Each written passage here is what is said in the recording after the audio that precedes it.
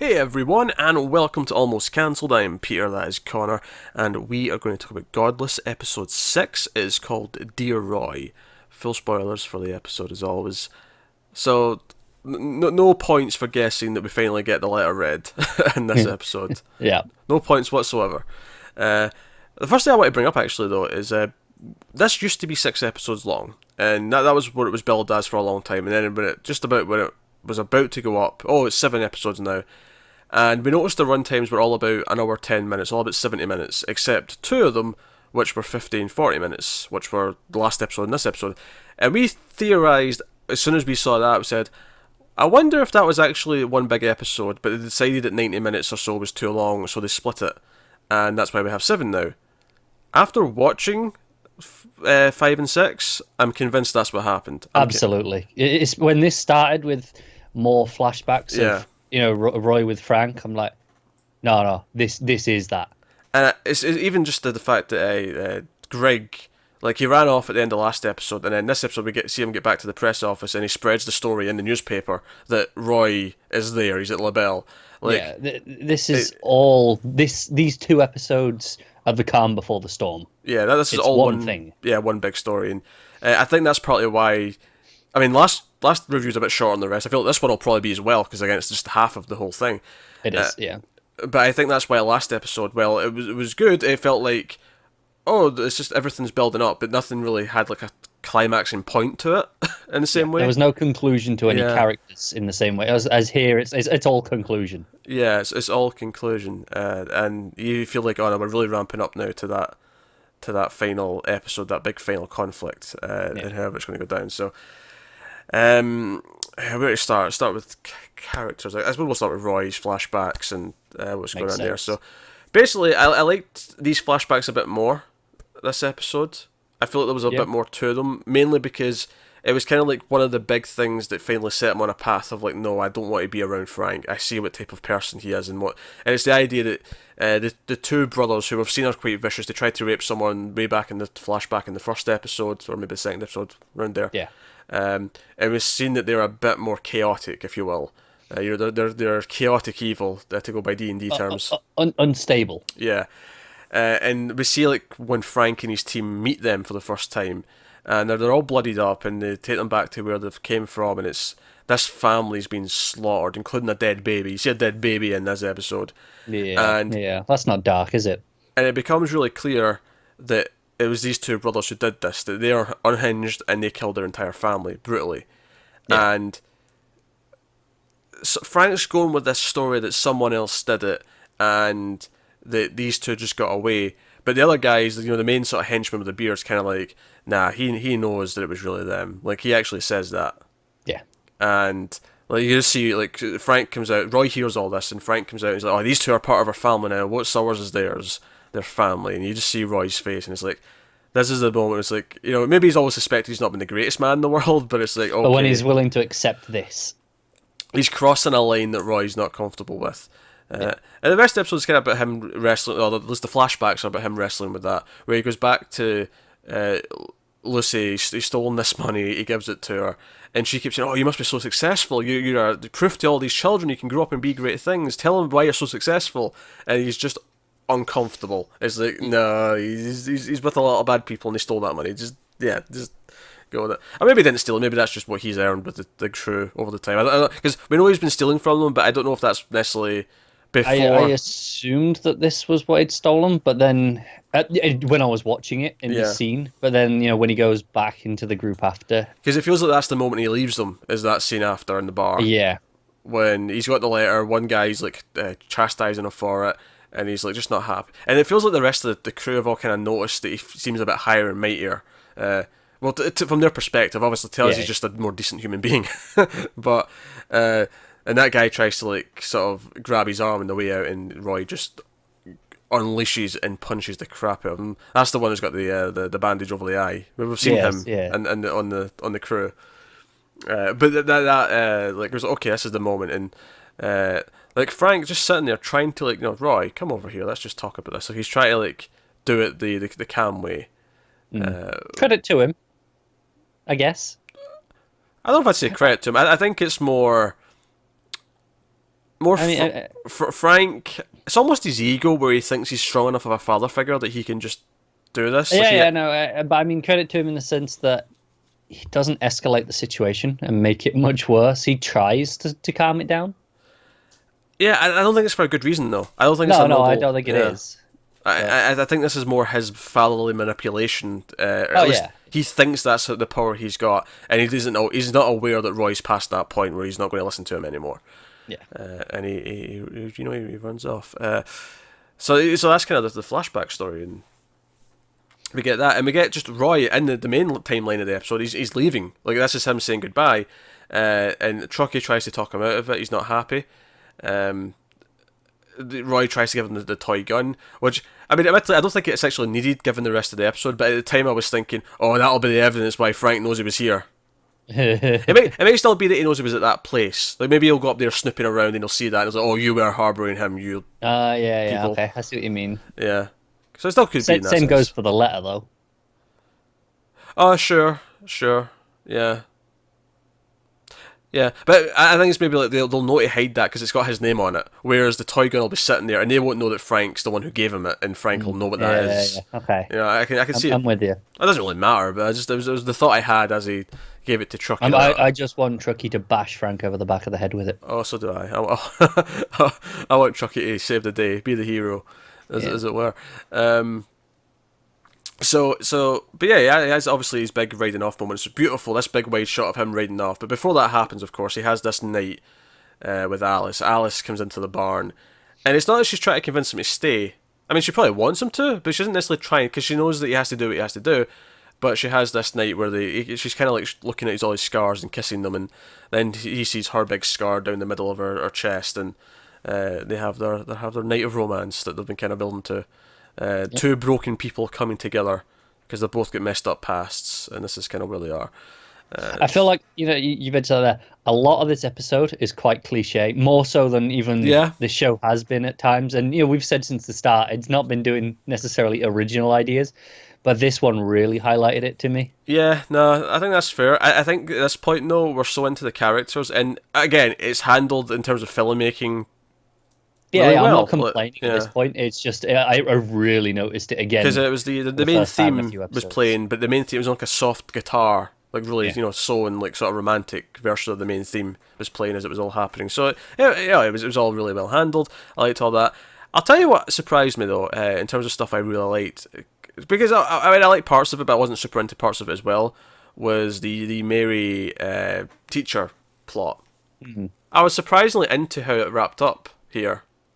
Again, at points I groaned because it's like, of course it's this. It's like, of course it's this cliche, but it handles it well enough. Well, it's because, so I mean, obviously we start off with this character we've never met before. He's like a PI almost, hunting down one of the residents, the painter that Mary thinks Callie's been having an affair with, essentially. Yeah. But she sticks up for her anyway because the guy's like, her husband wants her back, and like that's not her choice because he's the husband, and Mary, of course, does not like that statement very much, and reads on his rights. But then lies and says, "Oh, she already passed on. She's been gone a week, whatever." But she goes immediately to the painter and says, "Hey, this guy's looking for you." And we have this moment, of course, where she sees this painting of Callie, which is what was going on. Callie was getting this painting done of herself to give to her as a romantic gesture. This is where I kind of groaned a bit. I was like, I'd been expecting it to be this, not necessarily this exactly, but to be not what it seemed. And because you probably didn't even know what she did, like she was a painter. No, exactly. I didn't remember that. I don't know. It was last episode or the one before, where they confront each other in the street. Yeah. And it was like, okay, she's not fighting back. This isn't what it seems, and she's just leaping to conclusions. So I was groaning a little bit, but whatever. I think. Well, I like how it ends, but what I like about this scene is how funny it gets when we actually get to the PI actually like kicks down the door. Is that he's been listening through the walls and he's gone out, and I loved it. Not obviously I expect Mary to pull out her gun like out the holster really quickly, but I loved how the German artist just like kicked her rifle up and just grabbed it. I was like, oh, she's got skills. It swings in, doesn't it? The gods are not happy. with me apparently, little flicker. But no, like the way she just kicks on, like, oh man, she also has skills. All right, okay. She's learned to fight, but yeah. So it's this whole thing, and I love that as soon as he says, "Oh, your husband," like he's about to explain why he's there, and she just shoots him in the leg without hesitating. Yep. The scene got very funny, and then it became clear that he really he took the job, but really he's just fallen in love with her himself. He's like, "Oh, I dreamed of hearing your voice," and all the rest of it. Like, yeah, he's obsessed over a picture. Yeah, and Mary's like, "Oh, I guess I'll leave you two to yourselves," and it almost seems like it is actually going to be like a romantic thing, because she's like sort of like giving him, because at first she like pours the booze on his wound and it makes him hurt, but also good for it as well. Yeah. It hurts, but it's what she should be doing. And then she like gives him a drink, and it's like, it seems like she's actually respecting him now. This is actually might actually develop into something. Like he was under the guise that he was trying to take her back to her husband, but really he's long past that point now. Yeah. The whole thing was very amusing. Amusing, yeah. Yeah. But I think it's actually almost a metaphor for the whole show. The idea, kind of like how Roy is to Alice, where he came in out the blue. She expected something different of him. She held him up at gunpoint. She shot him. In fact, she shot him. She literally shot him. Yeah. And then but this is a much quicker, condensed version. Like, oh, quite quickly. Oh no, I'll take care of you and I'll make you better. And okay, right, romance. It is exactly that. It was also like a recap of the show so far. The show didn't do previously ons, but this was kind of that for the show. It was. It's like, hey, look, this is what happened on this show. Yeah, but so Mary goes out, and we get this, and this is why I think I like the ending of this plot line so much. Is this final moment is all one shot, and it's this beautiful shot. It starts off in Mary. It's kind of wide, but then it comes back. It keeps coming back, and she like starts walking towards the camera. She takes off her hat. She takes off her gun belt. And she grabs a toolkit, and we see her go into the unfinished church. Everyone's working on it, and Callie's there hammering away, and she just kneels down next to her and starts hammering with her. It's just a very symbolic, it's purely visual. There's no lines, there's no dialogue. It's just no. She's realised her mistake, and Callie sees that she's realised it, and she's making an effort. It's that simple. We don't have to do anything else with it. That's why I finally like. This is the first moment of this plot I actually like. Is like. Because all the times before has been the dialogue, and I've kind of been groaning at the dialogue of it. But this moment in the cinematography was better than all of it. Yeah, it told its story, did what it needed to do, and it was a really nice moment, and it was a beautiful shot. The whole thing worked. It was. Yeah. So, have at it. Great. So yeah, as we said, Greg rides back to his office. Basically, just says we're going to print this and that's it. There's not much more to it. Yeah. I did notice. I actually really like that they're quite accurate with the newspapers historically. Like usually, I think in like these sort of settings, you just see like the big headlines like we have today. Oh sure, yeah. But that wasn't a thing because they just wanted to fit as much as they could on. Yeah. So and I like that they've actually done that. I never usually see that in film. I think the only notable thing about that scene where he goes back to the newspaper office is that the guy working there is like, hey, did you warn this town, these people, that Frank's going to be coming in with vengeance on his mind? And he just like he doesn't care. Like it's like, okay, no, I officially don't like you. You're an asshole. You are. Yeah. slime. At first it was like sympathetic. He's kind of been coerced into it.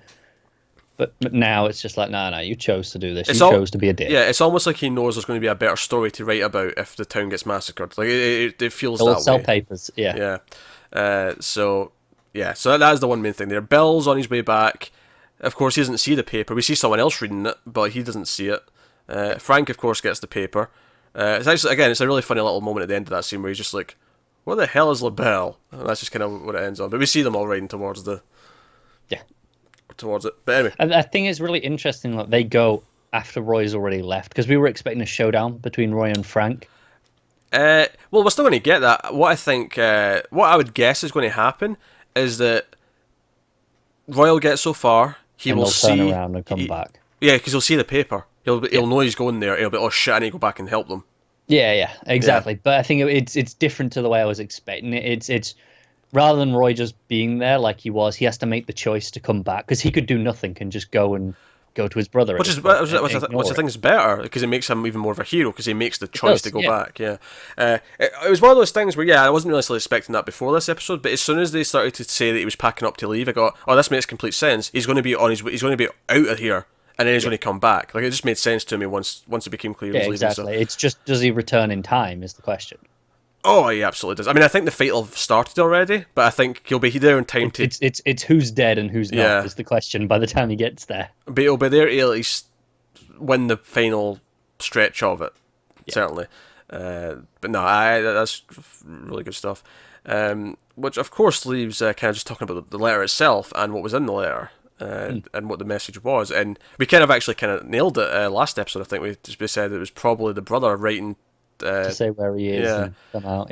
And sure enough, it was exactly that. It was him saying, "Oh, I'm married, I'm in California, I've got a wife, I can read now because I'm writing this. I've got a 3-year-old baby and called Roy. That's right, named after Roy. And what I liked about that scene though, because it's actually Alice reading it with Truckee. I liked how it was kind of that conflict for her where it's like she wants him to stay, really, but she's reading this and it's like, well, he has to go. I can see when Roy comes back, if they actually leave together to go to California. Yeah, I can see that. Because Truckee was like, oh, that sounds like a nice place, and we know that she's been thinking of leaving anyway. She tried to sell the ranch. But she keeps not going. That's what Truckee says. Yeah. So she always talks about it, but she never actually goes. I can also... Sadly, I can see Alice maybe dying and Truckee going with him. Yeah, Truckee going with him. I can see that. I can see that happening. But no, so it's this the heartwarming story. It's like, oh, I wish I could have taught you other things. But this is the thing. It was maybe like a year or two after he left the orphanage that she got this letter. So this has got to be at least like 7, 8 years old, maybe 10 at this point. Yeah. So the 3-year-old will be like 13 or whatever now. Probably similar to Truckee's age. Yeah, probably. Yeah. So. I think that's if Roy survives and we go. I mean, I could also see Truckee and Alice just going themselves to tell his brother about him dying. Perhaps if Roy goes down. Yeah, that could be it. But I do think we'll get a scene at the end of them arriving in California. Yeah. Whoever goes, whoever's alive to go, will arrive. Someone's going there. Yeah, someone's going, and we'll see the reaction and. Maybe not an extended scene of dialogue. I could see it just being like a silent thing where you see them like get the news one way or the other. Whether it's like Roy there hugging him, or whether it's them telling him and like him breaking down and crying because he never saw his brother again. Whatever it is, I can see it just playing out silently in one shot. Or even not even seeing the family. I can see him just seeing like like a town signpost and go, look, we made it as the family. Oh yeah, I could see that. Regardless, though, they'll all work. Every single one, every single thing you just said. That's the thing. All of them are to an extent like predictable and obvious, but I don't care because all of them should have the weight as long as it's done properly. It just completely depends on who's alive next episode. Exactly. Just going back again, that this is all one episode, but the last one is the idea that Whitey, we see him a little bit, just kind of around, but he doesn't really do anything. Yeah, all of his stuff, like finalising his plot with Louise, setting up for the final episode, all happened last part. Yeah. Again, showing that this was all one big episode. Same with Bill. Bill had some more stuff last episode. This episode is just, breakfast is done. Riding back to town. That's all his thing.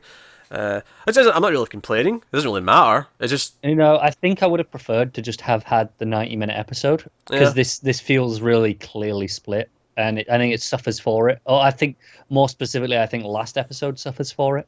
I think the last one suffers a bit more for it. That's the thing, though. Had it been 90-minute episode all one, would you have come out at the end of it saying it felt like a bit of a slog? It's a good point. I don't know. I wouldn't know unless I watched them back to back, which obviously we didn't.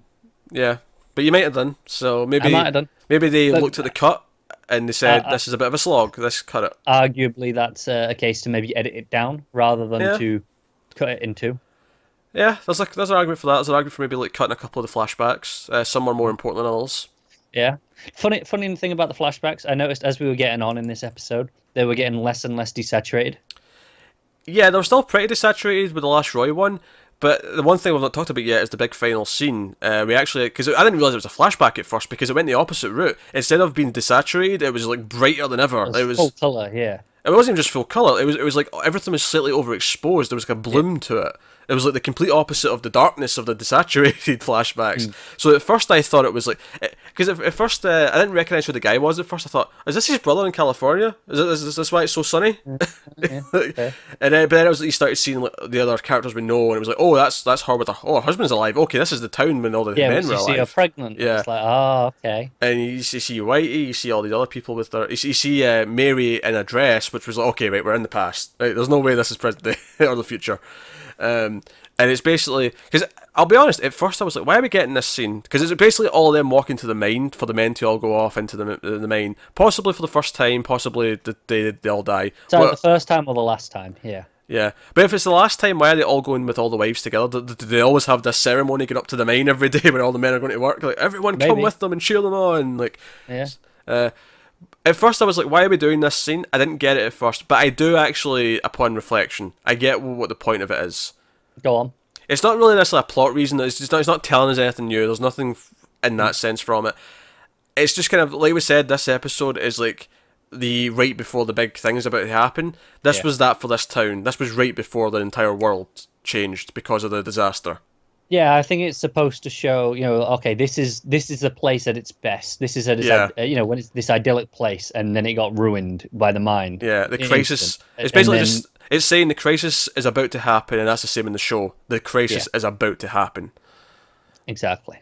So it was fine. I don't think it was necessarily necessary. No, I agree. It wasn't necessary per se, but it was really well shot, and I was enjoying the music and stuff. So I can't I agree. fault it. Yeah. But it's the kind of thing, if you're going to put this into one episode and cut it down a bit, this would be the first thing to go, I think. Yeah, this last 5 minutes, because it is quite a long flashback. Actually. Yeah, maybe 3-4 minutes. Yeah, I would cut those probably if you were going to cut it down. I don't necessarily think it needs to be. I mean, as much as we're given these criticisms of these two episodes that have been split, I feel like they're relatively minor overall. Like, they're not a big deal. Like, we enjoyed both parts. I agree. And I think I do think last episode ended up being like the weakest of the show, though. Based on the fact that like I said, nothing kind of got its conclusion because everything was kind of it was the first half. It was clearly the first half of an episode. Yeah, but that's the thing. Like, if you're binging this, it's less of an issue. Like, exactly, we've split it up so we can look at them more as individual episodes and criticize it a little bit if it works that way. And maybe there's an argument to say, oh, they should work that way, or maybe they shouldn't have to work that way. It doesn't matter. Like, that argument, I think we're not going to have an answer to, and I don't even know what side I'd fall on, to be honest. I think my opinion is that if you're going to split them into episodes, they should function as episodes. So they should stand on their own. If you choose to split them up, it should accommodate for that. But then you get other shows where none of the episodes really function that way, and the entire thing is, and you can't say, "Oh, that 10-hour season should all be one thing," because there's 10 hours. It has to be split. I think but when everything else functions this way, is okay. No, that's one episode. Then I think you can't mix and match. You have to stick to your format. Yeah, okay. But clearly, I think because it was listed as 6 for a long time, clearly that was intended, and then. Obviously, director, whoever has looked at the episode at the end, said, "You know what? I feel this is a bit long in the tooth. I want to do this." And obviously, there's been positives and negatives to that decision. Positives being you're not sitting through a 90-minute episode that maybe feels over long. Negatives being you can kind of tell it's been split. It was originally designed as one script. It was originally designed as one kind of thing. And like I said, if you're going, "Oh, this is too long," then you probably need to be cutting stuff out, not just splitting it up. If you're feeling that when you're watching it as a director, if you're going, "This feels too long," then you need to be removing things, not just going, we'll just make it more digestible. Yeah. But that's just my opinion anyway. Clearly, whoever made this disagrees with that. Well, yeah, because I guess the argument is like the director or whoever feel it was too long because it was slow paced and long winded, or was it just a simple case of no, 90 minutes is too long, but I don't actually want to cut anything that's out. Like it's not because anything in this actual episode is bad or dragging it down. It's just because it ended up being too much. Yeah, exactly. So at that point, what is the choice? And I think at that stage, it is purely a creative choice by the person making it. It is, which is why I'm not going to fault it too much. It's like, okay, it's not the choice I would have made, but at the end of the day, it hasn't ruined the show or anything like that. Maybe it does. Not at all. Maybe it does drag this point down a touch because we're thinking about this at all, so we've noticed it. Yeah, Other than that, it's not a big deal. That said, though, I actually really like where all this episode leaves us off in a lot of things. So definitely. I am Looking really forward to the final showdown.